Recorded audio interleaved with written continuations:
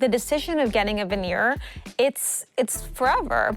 And once you get it, people don't realize that it lasts for 10 years on average. So if you're getting them when you're 20, you're gonna actually replace them multiple times throughout your life.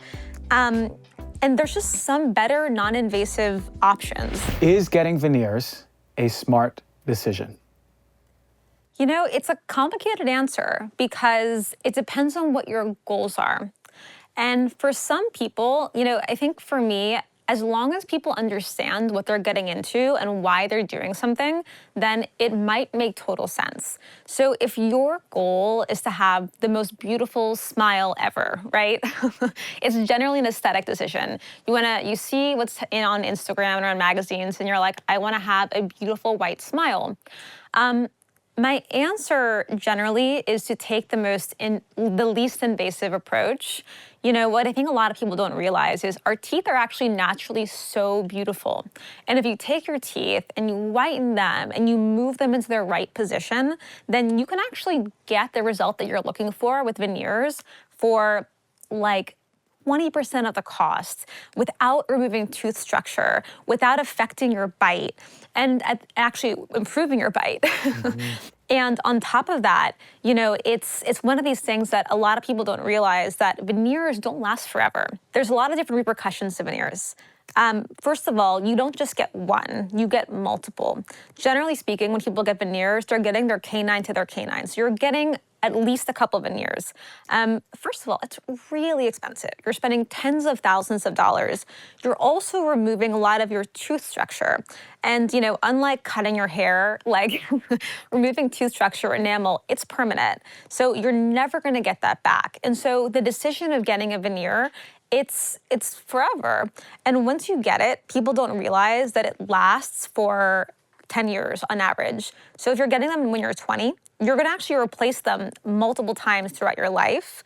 And there's just some better non-invasive options. I tell everyone, all of my patients who are looking for a beautiful smile, before you take the super invasive approach of actually removing tooth structure, straighten them and whiten them. People don't realize how beautiful their natural teeth are. And if you just have a good orthodontist that's creating the beautiful smile with your own natural teeth and whitening them, most people are gonna get the effect that they're looking for with veneers.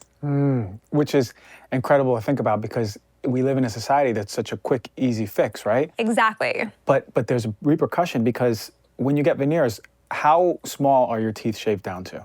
You know, it really depends on the dentist. But it's scarier than, you know, no matter what, even taking down a little bit is scary. Most people don't, you know, I was just chatting with my friend last week who was like, you know, she knew everything. She did the research. She was like, I want to have the most minimally invasive veneer. She just had one tooth that she wanted to have a veneer on because she chipped it. And she was like, she told her dentist, I only want 1 millimeter removed. Her temporary fell off while her veneer was being made, and she was terrified. She was like, my tooth's a stub. Because when you look at it and you see even 1 millimeter removed all the way around, it is a scary thing, because you can't go back to your natural tooth at that point. And we think about our teeth, we're not measuring in dentistry in inches. Nope. It's in millimeters, because there's millimeters. small little spaces that you're working in. Yeah. I remember being in dental school with my clunky hands trying to go into millimeter spaces, and my hands work in inches only, probably yards. Yeah, you know? literally. And it was just crazy. So to think about the nubs that are there, people don't think about that, but see the final product of it. Exactly. And the celebrities got them. They had before and after. Look at this beautiful smile.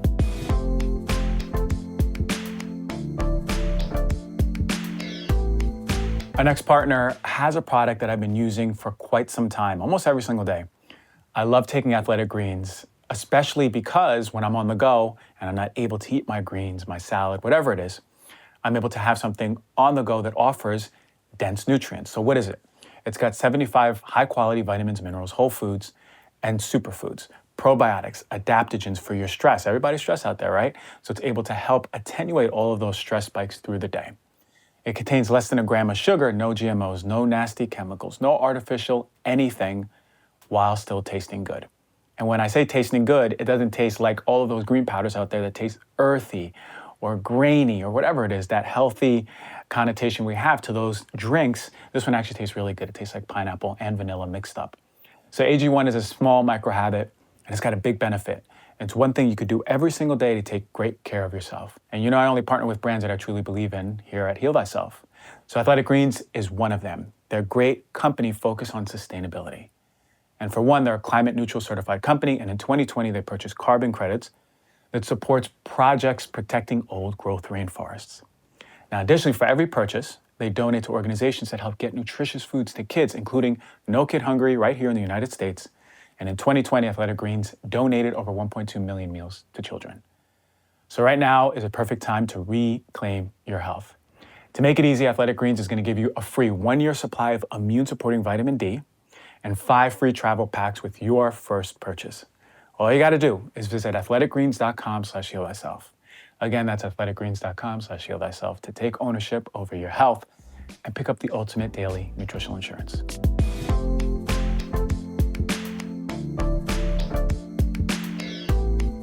Ned's Mellow Magnesium is one of my favorite magnesium products out there. It's a powerful, powerful daily magnesium supplement, and I love it because it has amino acids mixed with it and trace minerals. Taking Mellow Magnesium can help you reach your goals because it'll help propel your memory, help your mood and brain function, stress response, nerve, muscle health, and overall sleep. Now with Ned's Mellow Magnesium, I'm experiencing myself better sleep, less stress, less inflammation and pain, especially after the gym. So Ned's products are wonderful. They're one of my favorite lines out there, period, because they're science-backed, but also completely transparent. You go on the website, you're able to see all of their certificates of analysis for every ingredient in there. Ned's products are full of premium CBD and full spectrum of active cannabinoids, terpenes, flavonoids, and trichomes. Their full spectrum hemp nourishes the body's endocannabinoid system, something inherently we have through our whole body, and offers functional support for stress, sleep, inflammation, and balance. So become the best version of you. Get 15% off of Ned's products with the code DRG. Go to helloned.com/DRG and enter the code DRG at checkout. Again, that's HELLONED.com/DRG and get 15% off. Thank you, Ned, for sponsoring the show and offering our listeners the natural remedy for some of life's most common health issues.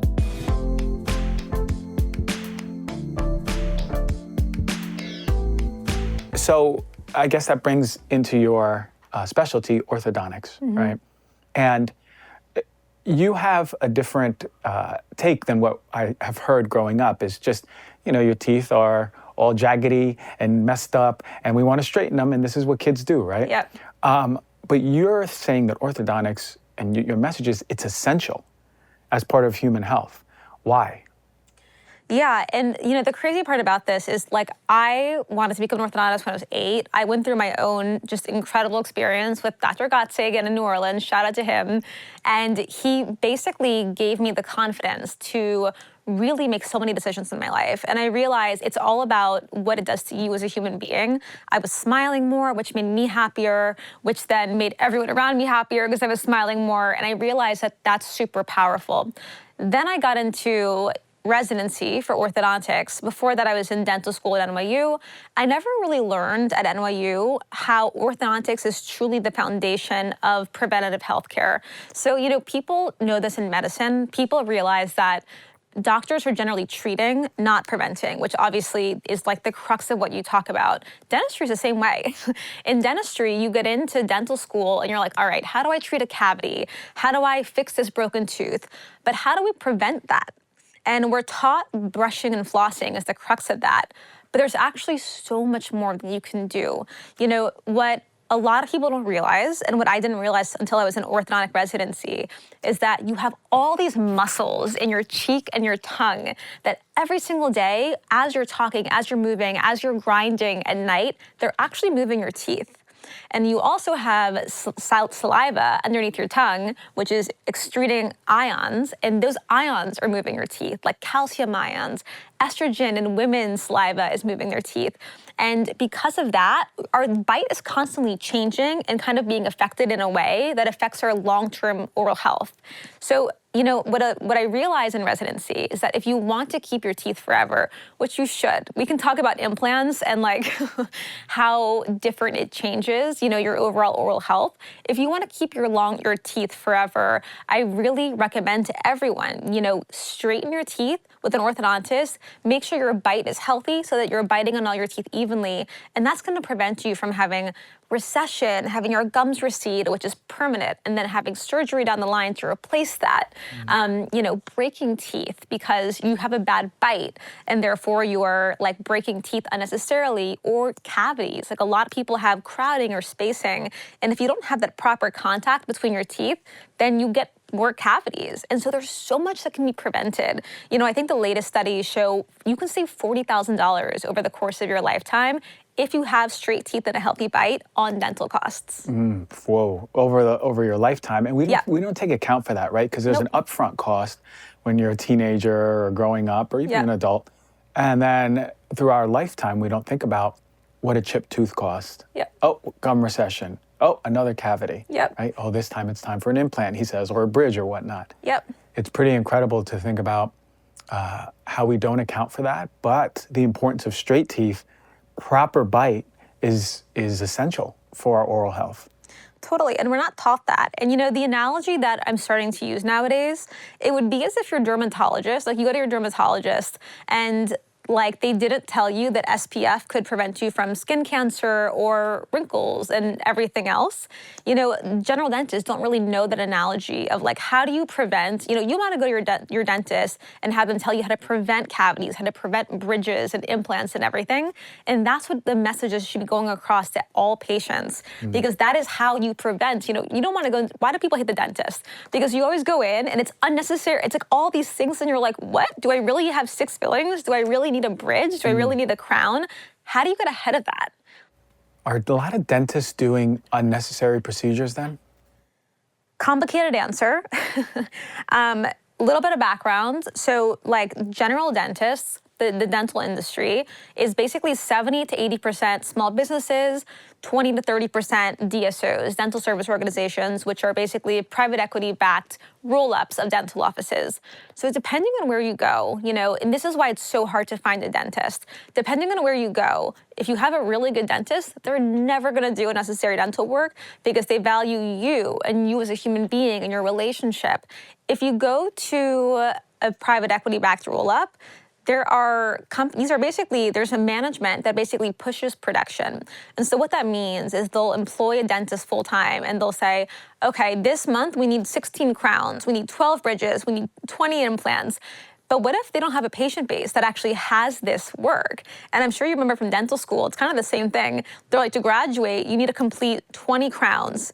What if your patient base doesn't have those crowns? Right, then what do you do? Then what? And so it's that mentality from the onset of education of like pushing production and not, we take all these ethics classes all through dental school, but then you're being told to do procedures that might not be there. And so it really depends, on who you go to, which is why finding a good dentist is so key. I have a good one. And she was on the show and we sit and we talk about everything. The diet, the lifestyle, the flossing, the brushing, the stress levels.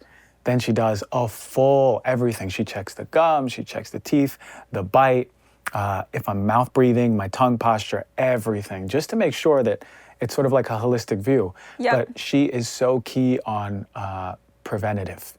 And this is how it should be practiced.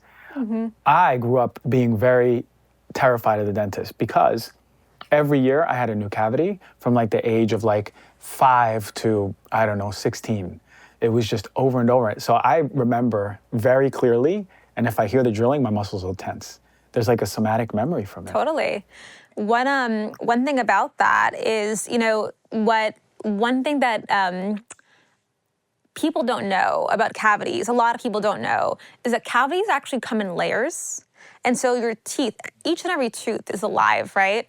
And the outside layers is enamel, which we're always constantly brushing and taking care of and it's the hard outer layer made of hydroxyapatite crystalline structure. And the way you get cavities is that you're eating sugar and you have bacteria in your mouth, you have thousands of species of bacteria in your mouth, and they're releasing acid. And the acid is what basically eats away at that layer of enamel. But just because it eats away doesn't make it a cavity. You know, in dental school, we call it, there's the enamel layer and then there's a dentin layer. And within enamel, we call it E1 and E2. And then within dentin, there's D1 and D2. And the middle is a root. And so if that acid eats away that enamel, you might have a little bit of like an E1 lesion. That doesn't mean you should be drilling it. And that's kind of the big misconception. Whenever I hear someone say, I went to my dentist and I have 12 cavities. You don't have 12 cavities. You have 12 E1 or E2 lesions. All that means is that you got to remineralize your teeth. Yeah. You know, like right now, for me, for the past couple of years, I've had like 6 E1 lesions, but I remineralized my teeth and I'm good.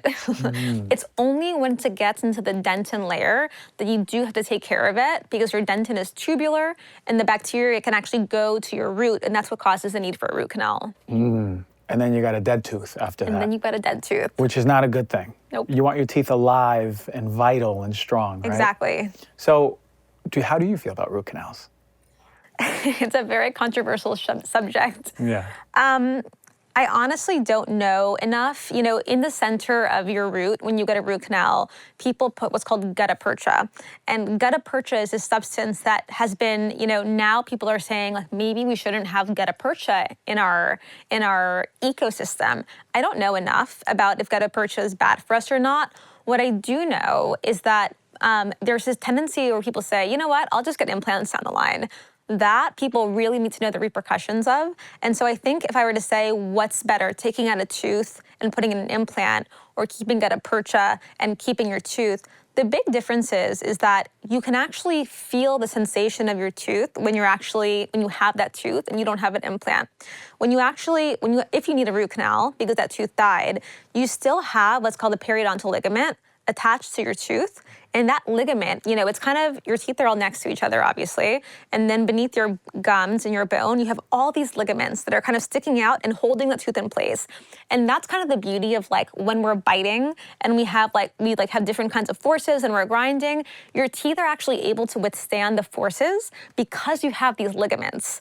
And so it's protecting your teeth and it's also giving you the sensation saying, this is good. This is a good feeling. This is a bad feeling. This hurts. Like I need to stop biting so hard. When you have implants, you don't have that PDL anymore, that periodontal ligament. And that makes it harder because you don't have actual sensation. It's a literal implant in your body. And it's not holding. And it's not, it's holding, it does form a different kind of ligament, but it's not your natural one. So you don't feel that sensation the way that you would if you kept your natural teeth. It's kind of like a dead tooth. Again. It's a dead tooth, yeah. So regardless, root canal or implant, you're going to have a dead tooth in many ways. Yeah. I'll go back. What helped for me for preventing cavities, I was every year getting cavities was 2 things: hydroxyapatite toothpaste and mouth taping. Because I noticed that when I'm sleeping, I'll sometimes wake up and my mouth will open, and drying out the mouth, drying out the saliva it's crazy. I started mouth taping and it was gone. I never again had a cavity. That's real because that really, it's oxygenating your bacteria in your mouth, and you have all these aerobic and anaerobic bacteria in your mouth. And if you're oxygenating your bacteria, you know, that can cause cavities. So I totally see how that helped you. Yeah, and who knows, maybe it was like, because I was eating like all the fruit cereals and sugar cereals and all the candies when I was young, and that played a big role. But then I ate healthier and I was still getting cavities, and I was like, what is happening? What am I doing wrong? I'm flossing twice a day. I'm brushing 3 times a day like a crazy man, you know? Yep. And that was it for me. But I always tell people, hey, try this out and see how it works. It's really smart, and it's one of those things that like we don't really learn in school. So a lot of dentists are so averse to like prescribing anything that's not like clinically backed, but so many people don't realize that stuff's old school. That stuff's old school. Quick story, like when I was in ortho residency, I was in my 2nd year residency, I was like just learning how to move teeth. We were taking our first set of boards, and I'm studying these 75 papers, like, you know, 20-page papers for my boards, like you did too. And I'm looking at all them, and it's like 1945, 1975, and I'm kind of like, okay, I'm still studying them. Studying, and the conclusion of like over 50% of them was inconclusive. Yeah. And I was like, I raised my hand. I was like, wait, are we being tested on a lot of stuff that's inconclusive? No one else questioned it. Everyone else is kind of just like, all right, study it, like pass the test, become an orthodontist. But it really made me realize the foundation of what we know. You know, I heard what you were saying recently about when you were studying cancer, and you were like, these doctors don't know so much about how cancer works. Yeah. Same thing in like dentistry and orthodontics. We're studying old school stuff. And I think it's because we don't see the body as a whole. Yep. Right? We value so much specialties, right? We value the GI doctor, right? The endocrinology doctor, the oral surgeon. But what if we looked at, as a whole, how your hormones and your gut are affecting your teeth, right? So then everyone is on the phone together. Yeah. And everyone's doing a board where they can go over all the specialties for one patient and going, whoa, actually we see a trend in all of this, right? So that's what I found and that's why I went into this, because I'm like, no, the specialties ain't the answer, right? You can't have an engine problem and just take out the engine when the whole car's a mess, right? The wheels are a mess, the rotors are a mess. You know, you have to look at the car as a whole. You have to look at the person as a whole. So that's the way that I always thought about it. But I want to talk about implants. You mentioned implants, and these are very common. I have people in their 20s that have asked me about implants, and I was like, no, just go follow Dr. Ingrid. I don't know. and what is it? You mentioned that it takes away the periodontal ligament, but are they safe? Do they last long? Are they forever? So there's this phase when, and by the way, I'm definitely not an implant specialist, so I can tell you high level from dental school what I know. I actually just left this morning the 4M Institute in Laguna Beach, which is this like incredible institute for people who actually need implants. And just a quick note on that, because I was so impressed. These are people who are like a dentulist, people who have already lost their teeth, and it's too late, you know? It's like they didn't have the preventative health care, and how not having teeth, I mean, for anyone who doesn't know, it's like the worst thing in the world. It really is. Like from a confidence level, from a biting level, eating, chewing, everything. It's so bad. But implants in this case is incredible because they're implants that are supporting dentures. And dentures have this horrible problem of like, they don't stay. So if you are older and like people in their 60s and 70s have lost their teeth, they wear these dentures and they just come in and out. They flop in and out, like as you're talking. That's why they come out. That's why they come out. Yeah. And it's humiliating to these poor people. It doesn't allow them to eat. But implant-assisted dentures are amazing because it allows them to kind of stay in your mouth. And so even though you're not feeling teeth, even though you're not, you know, all the things that I preach about preventative oral health care and keeping your teeth, implants in that case are amazing because it allows you to restore your function, your face, your bone. One thing that a lot of people don't know is that if you don't have teeth in your bone actually resorbs. So basically your bone, as soon as you lose a tooth, in the first year of not having that tooth, you've lost 20% of your bone. You've lost most of it within 5 years, which is why if you lose a tooth, putting an implant in is so important. So implants can be incredible and life-saving to so many different people. They can restore people's confidence and lives. But if you can prevent that, it's the best thing ever. And so when is it indicated for an implant on a healthy, if you have healthy teeth, healthy gums, but one tooth, is it when you have a really bad cavity or your root canal's failing and then you need an implant? Why are we just giving implants in general?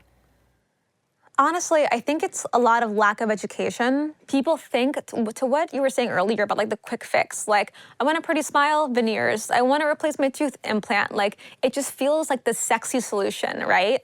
Without realizing like what the implications are, the cost, the longevity. In terms of who gets it, you know, if it were me or a friend, again, like I don't know too much about the studies of gutta-percha and whether or not you want to keep gutta-percha in your mouth. But from my endodontist friends who study this, they say it's fine. They went through multiple years of studying this stuff and figuring out whether or not it's bad for your body. And so I think for now, at least, I still think that they're fine. If a root canal fails, I would do it again. I would just redo it because I think it would be better than having an implant. Because an implant success rate, while I don't know what it is, the success rate isn't 100%. You know, there's a lot that has to be done to keep that implant safe in your mouth and keep it. It's called osseointegration. You want your bone to really adapt to that implant and really retain it. And so many things can happen so that it fails. You know, it's your basic bacteria doesn't work with that surface level, and it doesn't osseointegrate, and it doesn't work. So I would say always like choose your natural tooth, and even with root canals, it's still your natural tooth. You still have the periodontal ligament. Interesting to hear that, because a lot of people don't know what to do with root canals or implants. It's controversial. It is, but it's wonderful to hear your perspective on this. One thing I always thought about, and then a few people have said on the show over time, is with an implant, having different metalloids in the mouth, creating a galvanic potential, and how that affects being so close to the brain, which is really literally running on electric potential. So there's a lot of people that have brought in things like, it's not titanium, there's another metal that they're using. Amalgam? Yeah, well, no, it wasn't the amalgam, but the implant itself is being utilized as zirconium. They're using zirconium as something that is more inert. Yep. But it's something that I think about. I, knock on wood, never had to have an implant, but I got a lot of research to do if I ever have to, knock on wood. But yeah, that's something that I just wanted to bring up. Yeah, no, 100%. And you know, to go back, you know, the implants are like the worst case scenario. It's kind of like you are literally run over and you've lost a limb and now you've got to replace your limb. That's what it is. It's literally like you were replacing a part of your body, because every tooth in your mouth is alive. Literally every tooth has its very own nervous system and its very own blood supply. So you want to honor them and take care of them and keep them forever. And so I think to kind of circle back to what you're saying about like collaboration in healthcare, dentistry is the same way. You know, there's 9 different dental specialties. You go to dental school, 70% of people become general dentists, about 30% become specialists. But then there's a massive segregation where basically, you know, every specialist goes to school for somewhere between 2 to 6 years, ranging from pediatric dentistry to oral surgery and implantology. And the problem is that there's not a very collaborative platform for dentists and their specialists to operate. And it's one of those things where my very first year when I was working in New York as an orthodontist, I'll never forget my very first day working in an office. I saw 95 patients that day. I had 6 assistants. It was the craziest thing ever. I had like 5 minutes per patient. And I'd be like, wait, this patient needs a root canal. Okay, we've got to like contact their endodontist. What do? I need to print out something, fill out a form, sign it, fax it. Like, but how do I keep track of it? Like, how am I going to make sure that an endodontist gets back to me? How are we going to make sure this endodontist gives the care that they need before their next visit? Meanwhile, I'm on to my next patient who needs orthodontic surgery. And now I'm like, okay, I've got to find this orthodontic surgeon. I've got to collaborate with them. I've got to talk to them about what I see orthodontically. Everything is happening after hours on the phone. I'm like a madman, like literally keeping track of all my papers and all my referrals, faxing it all over. They're all busy seeing patients during the day. And I truly realized, like, this is not an orthodontic patient. This is a human being that has holistic needs and needs a lot of specialists, and they don't have specialists in their pocket. Who do you know that has a dentist, an endodontist, a periodontist, an oral surgeon, a pediatric dentist? They don't have that. And so we're doing such a disservice for the patient by just treating them as this like, and providers, frankly, because providers want to provide good care. You know, like they get into healthcare. You know, getting into healthcare isn't easy. You're going through miserable pre-med and med school and board exams and like not making money and student loans and all this stuff. You do it because you care about people. You want to help the world, right? But they're not being set up for success because there's so many different, you're basically told to operate as a small business and like work with this old school system. You've never taken a business class in your life, and like you're just trying to do your best without being able to.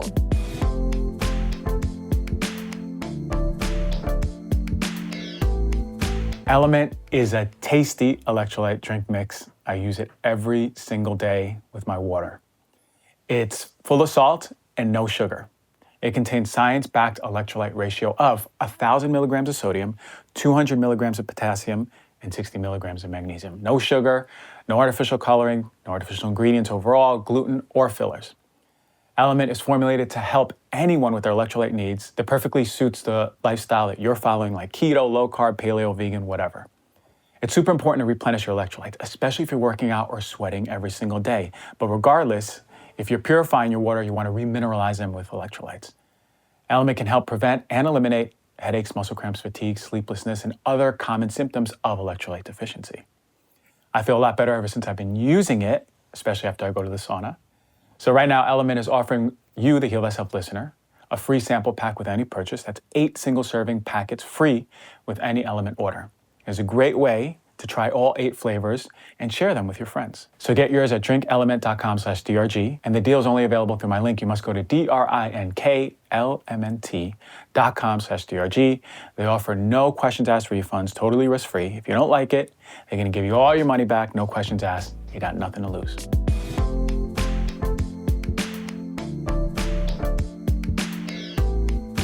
Hearing the insider scoop on what the dental structure, orthodontic structure looks like, it's pretty wild, because it sounds to me you needed 95 assistants that day doing that work so you can just be the doctor that you want to be. Totally. So let's say me, in the dark, I want to find a good dentist, or I have kids and they're ready for orthodontic work. Is there a platform where people are all collaborating with each other? Like, what is the interface now? What is the future? What's the WebMD 10.0 for dentistry? Yeah. I don't know if this is a trick question. Yeah. We're trying to build it at Two Front. Like, we're really starting with orthodontics, and like our tagline is the future of dental care is collaborative. We want orthodontists to not work in a silo anymore, but to collaborate with dentists. The ratio of specialists to general dentists, all specialists, is so small. Orthodontics in particular, there's 10,000 orthodontists in the country and 200,000 general dentists in the country. And that same ratio exists all over the world. You know, my ortho friends from residency are in Thailand, Geneva, Brazil, and the same thing happens everywhere. And everyone's working in a silo. Everyone's being told, start a clinic, hang a shingle on your door, open up a Yelp account, like try to network with people around you. And the problem is general dentists because they can't collaborate and because they don't want to lose money, they're trying to do more and more in-house. And it's too late before they realize, oh shoot, that root canal, I probably should have referred to an endodontist. And so really, like, we have such an insane mission of partnering specialists with these general dentists and being able to provide them with this very easy, seamless platform that empowers them to really generate passive income and provide their patients with the best care so they don't have to make the decision every day. Like, do I do this root canal? Do I take out this tooth? You know, I heard one story recently, which was so tragic, and we can shift after this, where a friend's general dentist took out their wisdom teeth, didn't realize that it was impinging on a nerve, and the patient was left with chronic damage. Long story short, there was a massive lawsuit. Thank God the person's nerves are restoring. But, you know, it's not that dentist was trying to harm them, it's that they didn't know any better. And so I think that if we can provide this platform where general dentists are at the helm of everything, just like your general practitioners at the helm of everything, but you can basically connect them to the specialists around them, refer that care, still, you know, monetize on it, because obviously we're living in a capitalist society. That's going to be the best thing for humanity. I think about how necessary this is, because you know that when I had my orthodontic work, I went to a general dentist. Yep. My parents had brought me to a general dentist, and she took out 2, 4, 6, 8 of my teeth. Oh my God. Right? On each quadrant. It's crazy, 8 of my teeth. And it set me back 2 years in my orthodontic journey because it was all wrong. Once we finally had the opportunity to go see orthodontist in New York, he's like, I don't know what this lady's doing. He's like, but your teeth are a mess. They're worse than you started. And I remember it was bad. It was real bad. But is that common, that just general dentists are out of their scope and thinking that they can do orthodontics like that? And can they do that? Is that even legal? Oh my goodness, this is a rabbit hole. So the ADA, the American Dentistry Association, basically has made it so that general dentists can do any procedure. There's no limitation. So, like quick side story, because people generally understand medicine more than dentistry. I have a friend who's an anesthesiologist who basically was telling me recently that there's this new technology that empowers him to do a little bit of neurosurgery. He's like, it's very easy. I take this tool and I put it in someone's back as an anesthesiologist, and I can do some neurosurgery procedures. And I was like, do you really want to be doing that? Who's the liability on? Is it on this new company that says that you can do this, or is it on your license? The same thing happens in dentistry. The biggest company, obviously in my field, being Invisalign.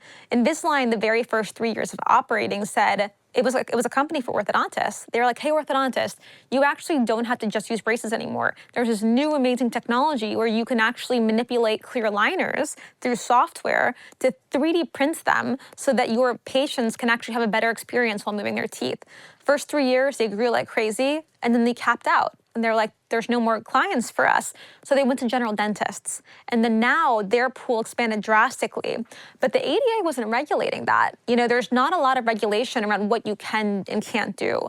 And the problem is that it's just lack of knowledge, that there's no, and I should say our legal system, our government, there's not any knowledge around how these things work, which is kind of what happened with these mail order liner companies. They advertised and had this incredible brand marketing around, hey, everyone can straighten their own teeth in the mail now. Wasn't that easy? All these lawsuits came out over the past 7 years, and now people generally tend to realize that. But it's so complicated. Like, dentistry is not, you can't just like Google it, right? In a way that you can trust WebMD a little bit more. And so there's a lot of misconception around that. And to go back to clear aligners, then what is the problem? Because there's a lot of people who are like swearing by it. They go, you know what? I can order it. No one's going to see it. It's so much more aesthetically comfortable. I don't have to wear braces. What is the problem? Is it true that not everyone could just order them and use them? Is there a liability for our health if we're just ordering clear aligners without really proper organization on saying you can do this and you can't do that? Yeah, there is. I didn't realize it until I was in residency. Back when I was in dental school, I was like, I know that general dentists can do Invisalign. When am I going to learn how to move teeth with Invisalign? And then I was like, you know what? It must be easier than I thought. Then I got into ortho residency and I started moving teeth with both braces and Invisalign. And I was like, oh my God, this is just as hard as moving teeth with braces. The reason why is because braces is metal and clear aligners are just plastic. And they're just tools that, as an orthodontist, you basically learn how to move them, to move teeth in 3 dimensions healthily into the right position in a short amount of time. No one wants to be in clear aligners for 4 years, right? And even if you're wearing it for 4 years, you still want results at the end. In order to get results, you need that foundation of learning how to move teeth. I tell people there's no AI moving teeth. It's people. Invisalign has 8,000 people, technicians in Costa Rica that are being told through the software by a doctor how to move teeth. And the problem is, if that doctor is not an orthodontist, if they're a general dentist, they don't have a training in biomechanics, so they don't actually know how to move those teeth.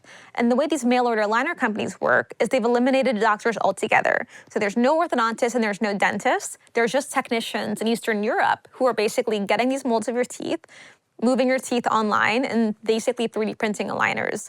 So in short, the way clear aligners works is you take an impression of your teeth, whether it's a mold or a 3D scan. Someone then moves teeth using software, and that's really the crux of it. Like, how do you actually move teeth? And it's not a video game.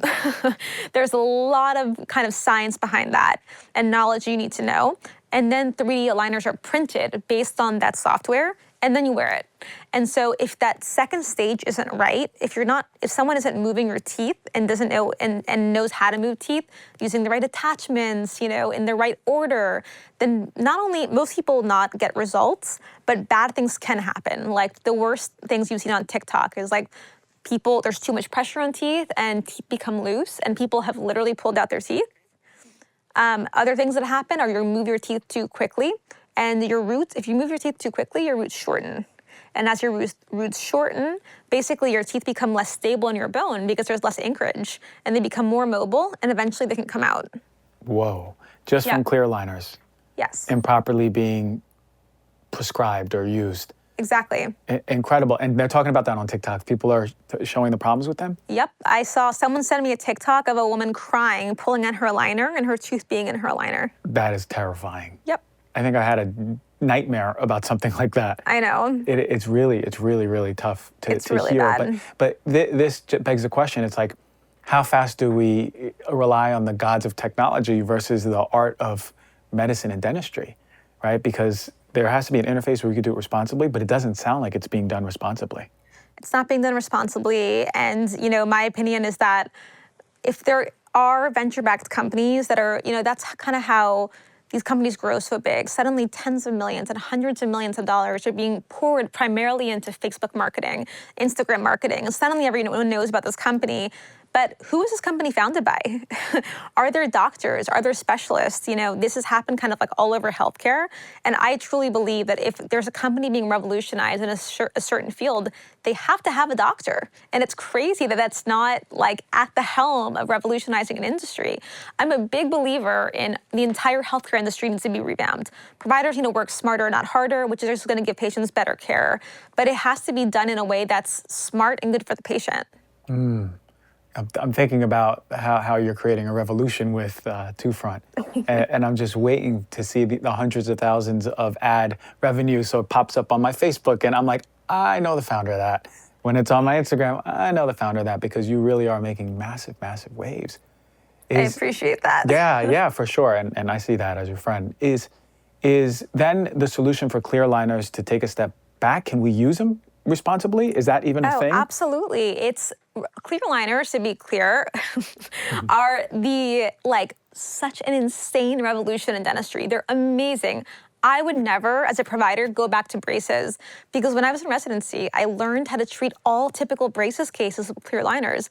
A lot of, even general dentists nowadays, with our model, we staff an orthodontist at a dental office, and they go in once a month, and we give them the software to actually run a virtual practice from that office, do digital consultations, manage patients that are in treatment virtually, schedule and reschedule on their own so that they can run the most efficient Invisalign practice. And we only give them Invisalign because Invisalign truly is the best software as long as it's in the hands of a specialist. It's worth the price, it's worth the premium. We work with orthodontists who typically specialize in Invisalign over braces. Unfortunately, not every orthodontist does, so it's limited, how many orthodontists can actually treat all cases.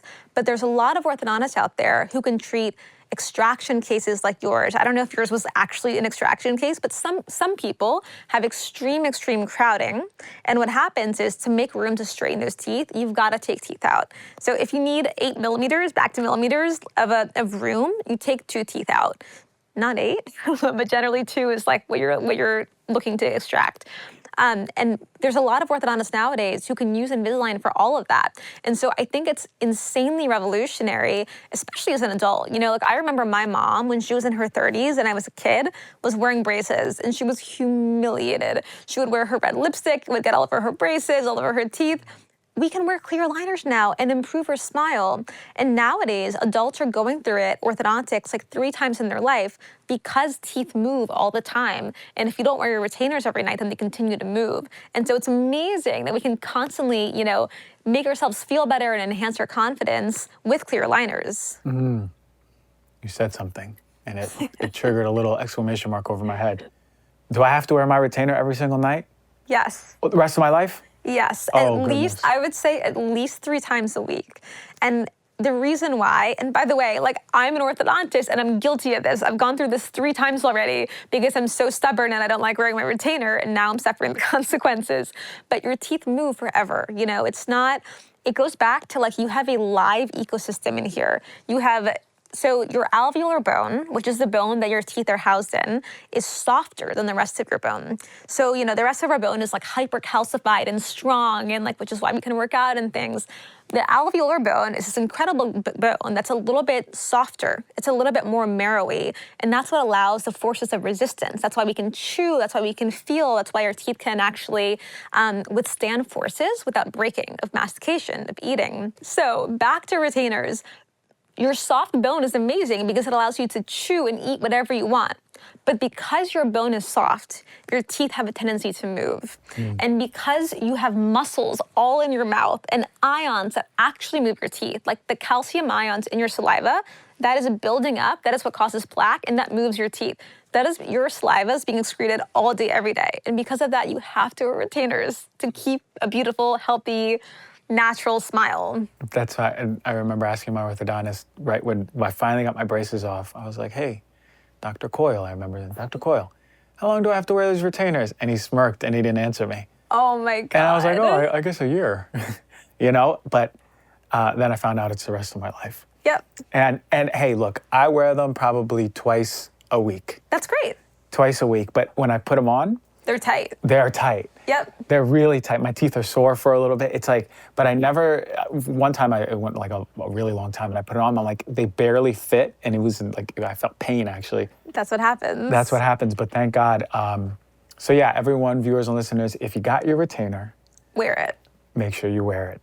You know, even I wake up, I take off my mouth tape and I smile and I have metal mouth. I love it. And it's really funny. Anyway, so okay, is there anything else that you got on your chest that you really want to talk about that is really important for the viewers and listeners to hear? Let's think. You know, I think like the most important thing that's on my mind is like helping people just make the best decisions about their oral health.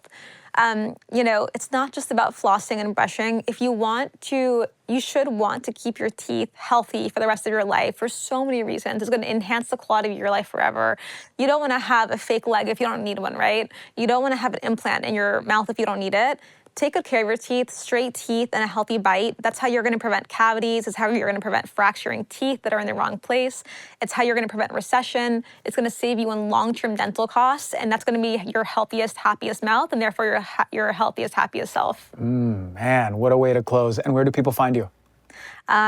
At Dr. Ingrid Murra or at mytoothfront.com. Amazing. What an honor and gift it is to have one of my closest friends on the show for the second time. Thank you for having Everybody me. go follow her. If you have teeth, go follow her. If you're going to have kids and they're going to have teeth, go follow her. Make sure you listen to all these beautiful tips. And thank you. Thank you for having me.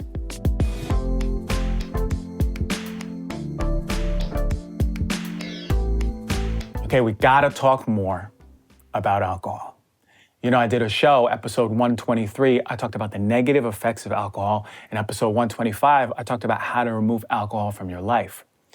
But I got some updates about alcohol. Alcohol is the worst drug out there. It is the #1 worst drug. 2010 study in the prestigious Lancet scored 20 drugs on 16 criteria. 9 related to the harms that the drug produces for the individual, and 7 related to the harms that they produce to others. And the drugs were scored out of 100 points, and the criteria are weighed to indicate the relative importance. Modeling showed that heroin, crack cocaine, and methamphetamine were some of the most harmful drugs to individuals, whereas alcohol, heroin, and crack were the most harmful drugs to others. But overall, when they took all of this information, scored it, alcohol was the most harmful drug with an overall harm score of 72, with heroin with an overall harm score of 55 and crack 54, second and third place. It's a cold hard fact that has been echoed in multiple studies, continually scoring alcohol as the worst drug out there. Okay, the score must be so high because it's harming others, but actually no, alcohol is terrible for the body, and don't let the social acceptance tell you otherwise. Research shows that 1 in 10 individuals aren't aware of how bad alcohol is. It's causing 7 different types of cancers in the body: oropharynx, larynx, esophagus, breast, liver, colon, and rectum. And the head and neck is the strongest evidence out there. Why? Because alcohol, the ethanol, is an oxidant in the body, and it continuously produces ongoing oxidation, creating cellular changes that can cause DNA damage and lead to cancer. Nearly 3 million deaths globally are attributed to alcohol use, including 12% of deaths in males between the age of 15 and 49. So up to June 1st of 2021, science believed that alcohol can be consumed in small amounts and it would be safe. And binge drinking, that's the problem. But now we know that ain't true. Oxford University showed that no amount of alcohol is safe for consumption, and it is detrimental to the brain. The researchers set out to look at the effects of the brain when exposed to alcohol. And they were operating from the premise that moderate amounts of alcohol is common and viewed harmless to brain health. The groups of participants were never drinkers, former drinkers, and current drinkers. And what they tested, among many other endpoints, was brain volume and matter. So here are the 6 alcohol myths that we learned based from the 2021 Oxford study. No alcohol is healthier than the other. The belief that wine is healthier is false. Alcohol is alcohol, regardless of resveratrol in wine, probiotics in hard kombucha, low sugar in vodka, it doesn't matter. 2, there's no safe dose for alcohol for the brain, and that was found. 3, moderate consumption is associated with more widespread adverse effects on the brain than previously recognized. 4, moderate amounts of alcohol can cause brain changes that are equivalent to 7 glasses of wine, 7 spirit drinks, or 8 glasses of beer per week. And even light drinking can affect the brain, and that's 3.5 glasses of wine per week, 3.5 spirits, and 4 glasses of beer. And number 6, alcohol isn't safe. Alcohol will affect you in a dose-dependent manner throughout the time that you've been drinking it, and even a low dose will affect your health. So if you need more, I got you. Alcohol makes you less resilient of a human being. It disrupts the way your brain talks to your adrenal glands. So a 2016 study in the Canadian Journal of Psychiatry showed alcohol, chronic alcohol exposure is associated with systemic dysregulation of the hypothalamic pituitary adrenal axis, sympathetic adrenal medullary systems, and sex steroid systems. So what this means is that your capacity to handle stress is reduced and/or you're hypersensitive to everyday stressors, even more stress than you would be if you didn't drink alcohol. And the more you drink, the more you develop sympathetic dominance. That's fight or flight. You're always in damage control mode. And this is the reason why people who have withdrawals are having withdrawals, because the sympathetic hormones are up and it's pushing them to drink more alcohol to regulate themselves, especially when you're chronically drinking. It disrupts your heart rate variability. This is a big, big marker for how you handle stress in life. It increases your basal heart rate, increases your blood pressure overall. And your sex hormones, when you drink alcohol, are a mess. Fellas, your testosterone will drop, and fellas and ladies, your estrogen levels will rise, and you'll see the manifestation of hormonal dysfunction like acne, mood changes, sleep disruption, changes in sex drive, fertility issues, weight gain, gut issues, headaches. Ladies, uterine fibroids, breast cysts, hot flashes, menstrual issues, you name it. Alcohol is a multi-systemic forest fire. So to think that exercising, healthy eating, and hydration the next day is a remedy is like thinking you can bring a sand bucket of water to a blazing house fire. So I wonder to myself then, what's happening in the public consciousness? Finally, we're seeing how detrimental alcohol is to our health. And I ask myself, what is the question why the consciousness is shifting? Are we all questioning, why do we drink? Are we supposed to be drinking? Is it because other people are drinking? Do I even like drinking? How do I feel after it? And why am I choosing to dishonor my body with alcohol, right? Are these questions that are arising because what we're seeing in the numbers is there's a massive shift from alcohol to sober. So whatever the questions are that are being raised, something is changing. So dig this. As of 2021, 60% of United States adults report drinking alcohol beverages such as liquor, wine, or beer. That's a decrease from 65% in 2019. Gallup is an organization that has been recording since 1939 all of alcohol consumption in the United States. And the lowest we saw was 55%, and that was about 1957, 58. And most recently, the lowest we saw was about 89, 90, which was 56%. But for us, from 65 to 60% is a huge drop in 2 years. In 2019, the average number of drinks reported in the last 7 days was 4. And in 2021 is 3.6. Beer and liquor are more popular amongst young drinkers, while wine is more likely to be an older drinker's preference, and we know that. But in early September, we saw a Vice article come out, and it went viral. And it was called How Alcohol Lost Its Cool. And we remember it's glorified through time in music and movies and all the cool things to do, right? And sometimes it was even a more distinguished choice. And if you didn't make it, you certainly were alienated or isolated for being wrong. Are you an alcoholic? Are you recovering? What's wrong with you? Are you sick? And in 2022, there was a study in the British Journal of Sociology, and it had some astonishing data that was found. Authors stated that there's a recent decline in alcohol consumption among younger generations, and it's remarkable and undisputed. We see less frequent drinking, less binge drinking, and the significant numbers of drinking little or nothing altogether is rising. Drinking has fallen the most across Northern Europe and English-speaking world. But also, the very different socio-cultural worlds of Japan and Russia are also reducing their drinking. For example, in Russia, as elsewhere, the youngest cohorts are spearheading this decline on just drinking. What we see as a phenomenon around the world, in the UK, 26% of 16 to 24-year-olds are sober. And the Vice article also states that in August, almost a third of all pub visits in the UK are alcohol-free. And the Google search of sober curious peaked in 2021 following the pandemic. And in 2019, a study in alcoholism, clinical and experimental research says, here in the United States, drinking has fell dramatically amongst young people.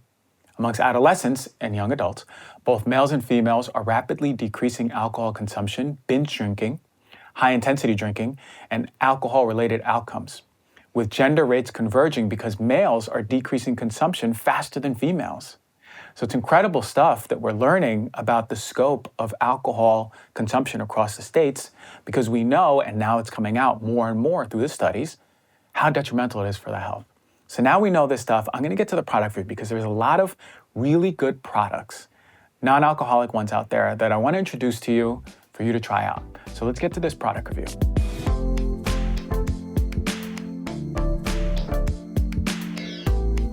All right, sober curiosity is real.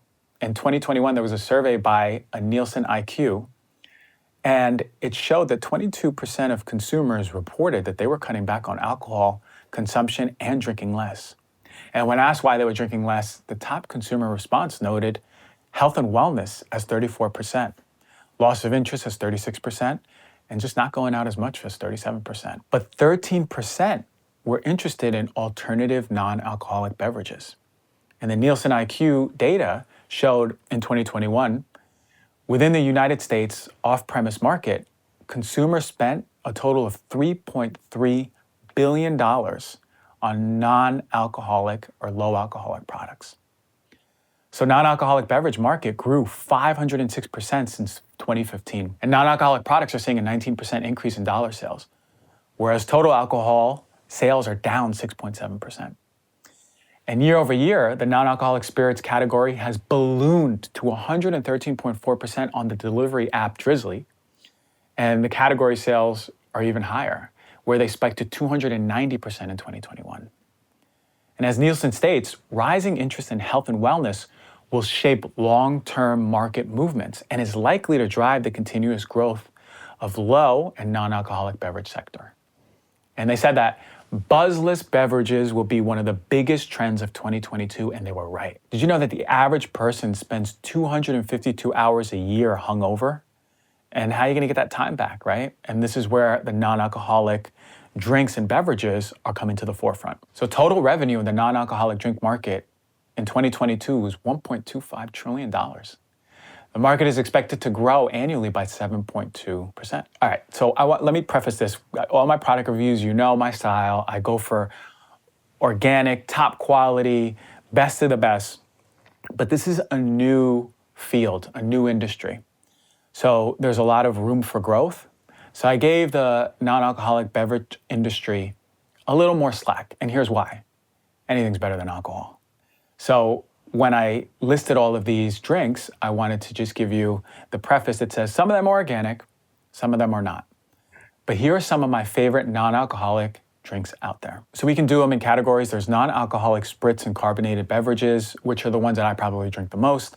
Kin is a very popular one out there. They have an energy one, they have a night one. You heard me talk about Sound before. This is actually organic and high quality. This is more like a sparkling tea. Avec is one that I've tried. I really like that one. They have some really cool flavors. The Soie by Katy Perry is a good one. It's not one of my favorite ones flavor-wise, but it's one that's rising in popularity. I have a personal taste for the aperitifs, which are my favorite. I love Gia, Figlia, and For Bitter or Worse. I guess I would describe the aperitifs as having a orange cherry flavor, but they're really, really good, especially if you mix them with carbonated beverages.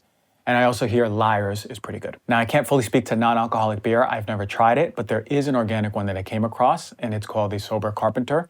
So if you are a beer drinker and you want to explore a non-alcoholic option, try this one. Non-alcoholic wine I haven't drank much of. I drank a few, and I'll name them.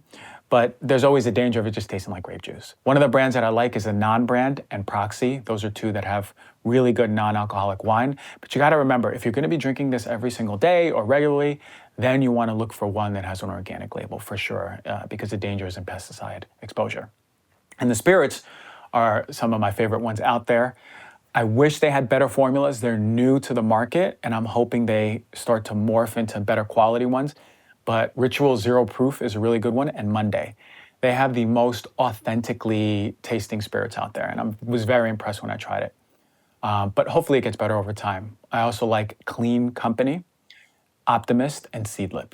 Those are all really good alternatives, priced fairly for what they are, but delicious. So look, what I'm proposing to you here is just to explore, right? I'm not saying give up all alcohol, but maybe reduce it and start introducing different drinks that are non-alcoholic. This beverage industry has refined itself over the years, and they're so much better tasting. And no, just be aware that the health detriment of alcohol is not worth it. Even 1, 2, 3 drinks a week is going to catch up over time. And I say this just from a medical standpoint. And then, go back to my other show where I talk about 125, why do you drink alcohol? And the question is why? Are you drinking it because you're around people who drink, or it's something you're supposed to do, or it's a way that you feel good in your body when you're around people? And is there a way that you can start feeling good in your body without alcohol, having conversations and being authentic and sharing the ritual of drinking something that doesn't have alcohol with friends? Something that I'm submitting to you. What you do, what aligns with you is what you choose, and I honor that. But check out those companies. You may like them. And thank you for listening to the show. So much love. I really, really appreciate you coming to the show, taking the time out of your day. Listen, rate and review and subscribe. Help us grow this show. I appreciate all the love, and I'll see you next week.